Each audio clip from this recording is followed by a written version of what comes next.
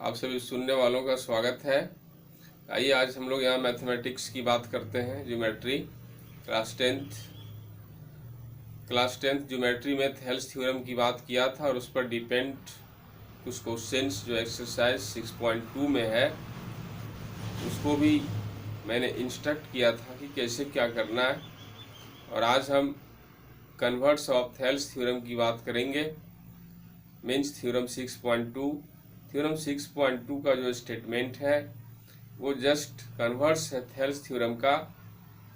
और ये भी थ्योरम इम्पोर्टेंट है परीक्षा के लिए, अपना इसका एक इम्पोर्टेंस है और इस पर डिपेंड कई क्वेश्चंस एक्सरसाइज में प्रिंट है, 6.2 एक्सरसाइज में ही है। और फिर आइए क्या है ये स्टेटमेंट और कैसे इसका प्रूफ हम लिखेंगे, हम लोग इसके बारे में वेरीफाई कैसे करेंगे इसकी बात को लेकर के आज इस वीडियो में। सबसे पहले आप इसका स्टेटमेंट सुने।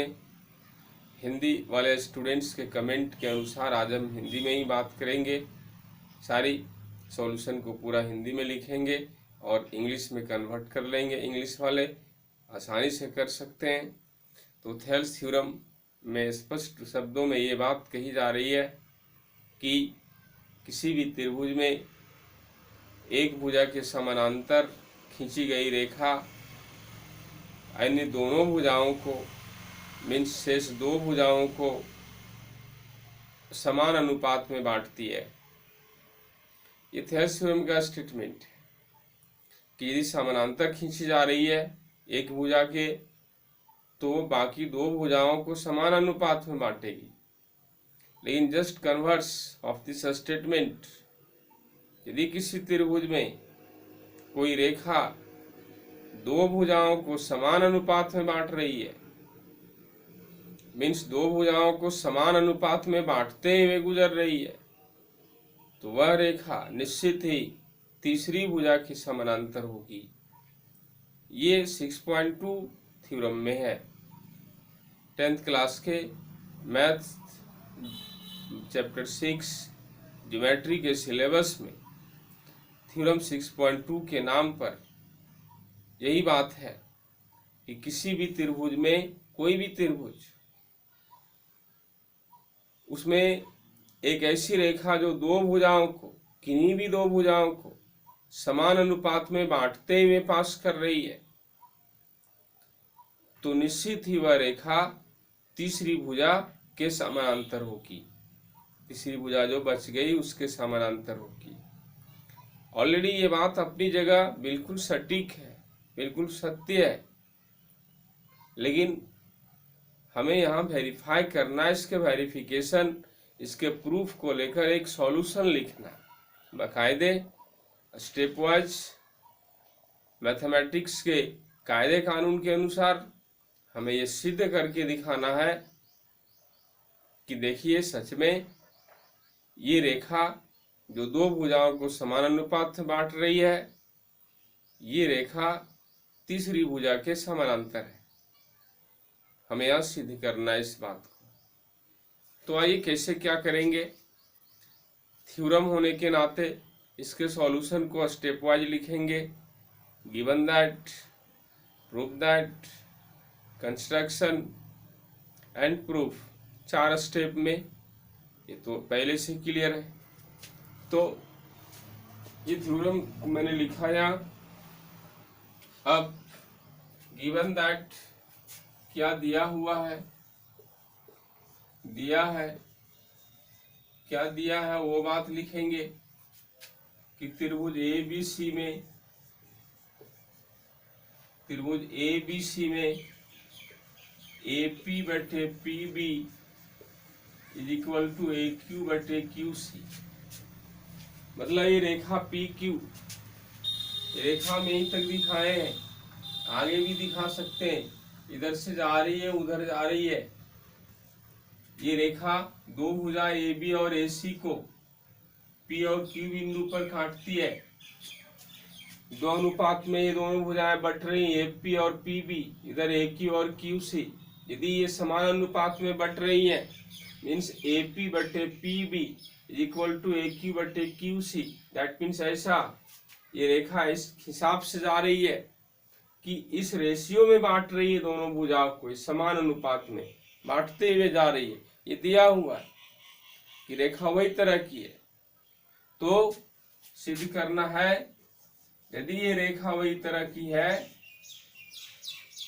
तो निश्चित ही ये रेखा PQ BC के समानांतर होगी, यानी तीसरी भुजा BC यहाँ बच गई, उसके पैरेलल होगी वो रेखा। यदि समान अनुपात में बांट रही है तो निश्चित ही तीसरी भुजा BC के पैरेलल होगी PQ। ये सिद्ध करना, ये दिया हुआ। मैंने पहले थ्योरम में कहा था कि ये दोनों बातें थ्योरम के स्टेटमेंट से ही समझी जाती हैं और इसके लिए बहुत खास सेंस नहीं लगाया जाता, क्योंकि थ्योरम हर थ्योरम में लिखा हुआ रहता है, कॉमा एक रहता है बीच में कहीं या फिर तो रहता है, और उस कॉमा या तो के पहले की जो बात जो है वो दिया हुआ है और उसके बाद की बात जो है वो हमें सिद्ध करना है। तो उस बात को समझते हैं अपना सेंस लगाकर और फिर अपने शब्दों में जितना संक्षेप में हो सकता है लिखते हैं उसको। वही बात मैंने यहाँ लिखा। कंस्ट्रक्शन में इसका कंस्ट्रक्शन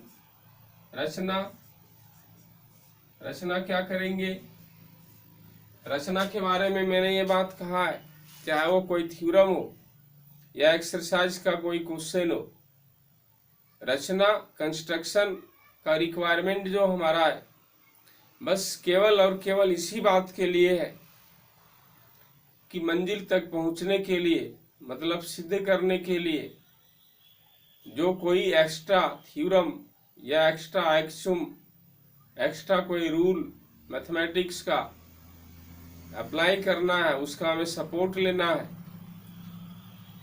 उसका हेल्प लेना है, पर उसके लिए फिगर इनकम्प्लीट है, इनसफिशिएंट है, जिसके कारण वो थ्योरम, वो रूल, वो बात, वो नियम सपोर्ट नहीं कर पा रहा है और उसके बिना हमारा काम भी नहीं बनने वाला है। तो वही केस में फिगर में जो कमी होती है उसको पूरा करते हैं, पूरा करने के लिए रिकंस्ट्रक्ट करते हैं, कंस्ट्रक्शन करते हैं। एक्सरसाइज के सवाल में भी कंस्ट्रक्शन होता है, लेकिन वहां भी यही बात होती है, रिक्वायरमेंट यही होता है। थ्योरम में कंस्ट्रक्शन जहां जहां जिसमें है यही रिक्वायरमेंट है, तो इसमें हमारा रिक्वायरमेंट है। यहाँ पर क्या कंस्ट्रक्शन करेंगे थोड़ी देर के लिए, यहाँ पर किसका सपोर्ट लेना हो पहले आपको क्लियर कर देते हैं। यहाँ थेल्स थ्योरम का ही सपोर्ट लेना है, उसके कन्वर्स को सिद्ध कर रहे हैं और उसके लिए सपोर्ट थेल्स थ्योरम करेगा। और थेल्स थ्योरम का सपोर्ट लेने के लिए चाहिए समानांतर, चूंकि जहां एक भुजा के समानांतर कोई रेखा खींची जाती है वहां उसको अप्लाई करते हैं। अभी ये रेखा समानांतर है ये तो पता नहीं है, तो हमें सिद्ध करना है कि समानांतर है, इसलिए यहाँ पर इमेजिन करेंगे कि ये रेखा समानांतर नहीं है, BC के समानांतर ये नहीं है, तो आखिर कोई तो रेखा होगी जो BC के समानांतर होगी, कोई तो होगी जो P बिंदु से गुजरती है, P से ही पास कर रही है और BC के समानांतर जा रही है। ये PQ नहीं है तो कोई तो होगी, तो वही कंस्ट्रक्ट करना है, एक रेखा जो P से गुजर रही है और BC के समानांतर है, चाहे वो PQ के ऊपर से पास करेगी या नीचे से पास करेगी। PQ से होके तो पास नहीं कर सकती, क्योंकि ऑलरेडी PQ से पास करने वाली रेखा तो वही PQ होगी जो पैरेलल नहीं है, तो निश्चित ही जो पैरेलल है वो उसके ऊपर या नीचे से पास करेगी। इसलिए कंस्ट्रक्शन जो हम शो करेंगे वो PQ के ऊपर भी हम ड्रॉ कर सकते हैं वो पैरेलल लाइन, और या तो नीचे भी ड्रॉ कर सकते हैं। जहां मन करे, नीचे या ऊपर। तो आइए कहीं एक जगह ड्रॉ करते हैं, ऊपर ही ड्रॉ कर देते हैं इस तरह से, और क्यू डैश नाम देते हैं। यही बात रचना में लिखते हैं, यदि थोड़ी देर के लिए मान लेते हैं कि P Q not parallel to B C, BC के पैरेलल नहीं है, इसलिए P Q dash parallel BC खींचा, इसीलिए बीसी के पैरेलल पी क्यू डैश खींचा, वो पैरेलल नहीं है। आइए अब क्या करते हैं, प्रूफ लिखते हैं, रचना प्रमाण इसका। देखिए कितना सिंपल प्रमाण है। चूंकि रचना से, अभी रचना में किए ना कि P Q dash parallel B C, parallel है वो लाइन, तो पैरेलल है इसलिए थेल्स थ्योरम लगाएंगे। थेल्स प्रमेय से क्या रिजल्ट मिलेगा कि एक भुजा के समानांतर खींची गई रेखा अन्य दोनों भुजाओं को समान अनुपात में बांटती है, यही तो है। तो पी क्यू डैश पैरेलल है तो अन्य दोनों भुजाओं को ए बी और ए सी को समान अनुपात में बांटेगी, यानी ए पी बटे P B is equal to A Q dash बटे Q dash C. Q dash पर काट रही थी, ए क्यू डैश बटे Q dash C, A C को ए क्यू डैश और क्यू डैश सी में बांट रही है, उसका रेशियो ए पी बटे पी बी के बराबर। क्लियर बात है ना। इक्वेशन वन परंतु दिया है, क्या दिया है, ए पी बटे P B equal to A Q बटे क्यू सी, ये दिया हुआ है। और दिया हुआ है उसको भी यहाँ कंपैरिजन करेंगे इक्वेशन 2। अब इक्वेशन 1 और 2 समीकरण 1 एवं समीकरण 2 से, समीकरण 1 और 2 से देखिए एपी बटे पी बी LHS इक्वल है, so RHS also equal A Q dash बटे Q dash C is equal to A Q बटे Q C. RHS also equal दोनों का। अब दोनों तरफ एक जोड़ेंगे। अब हम लोग रिजल्ट की तरफ जा रहे हैं और इसके लिए एक्स्ट्रा सेंस, कॉमन सेंस लगाना है, कॉमन सेंस अप्लाई करना आवश्यकता के अनुसार। और इस संबंध में फिर हम एक बार कहेंगे, कैसे जानेंगे हमें क्या करना है। अब खुद से अपना दिमाग खुद से कैसे रिप्लाई करे कि आगे हमें क्या करना है, इसके लिए आपको कंटिन्यू रहना ही पड़ेगा। इसके लिए आपको 4 घंटा एवरीडे टाइम देना ही पड़ेगा। खुद से आपका सेंस एक दिन कहेगा कि क्या करना है, मैथ से रिलेटेड सेंस आपका डेवलप हो जाएगा, तो फिर आप खुद समझ पाएंगे मैथ के हर सवाल में, हर तरह के मैथ में अपना सेंस अप्लाई कर पाएंगे और आगे आप कोई भी कंपटीशन में या आगे की पढ़ाई में आपका वो पावरफुल सेंस काम आएगा। अभी उसके लिए बेसिकली आपको अभी लर्निंग पीरियड में आपको मेरे वीडियो के साथ कंटिन्यू रहना है और फिर 4 घंटा टाइम देना है। इंस्ट्रक्शंस टाइम टू टाइम दिए जाएंगे, वो सब कुछ आपको फॉलो करना है। तो आइए हम यहाँ दोनों तरफ एक जोड़ते हैं। एक क्या जोड़ें, ए क्यू डैश बटे क्यू डैश सी प्लस 1 ए क्यू बटे क्यू सी प्लस 1, दोनों तरफ एक जोड़ दिया। इधर नीचे आपको नीचे दिखेगा या नहीं बोर्ड पर, चेक कर लेते हैं। क्लियर आपको दिखना चाहिए। आइए, एक जोड़ने से क्या मिलेगा, एलसीएम लेंगे, क्यू डैश सी यहाँ, तो A Q dash plus Q dash C, ऊपर भिन्न का जोड़, नीचे एलसीएम क्यू सी, तो ऊपर ए क्यू प्लस क्यू सी, ये रिजल्ट आएगा। भिन्न का जोड़ करेंगे, इधर लिखते हैं।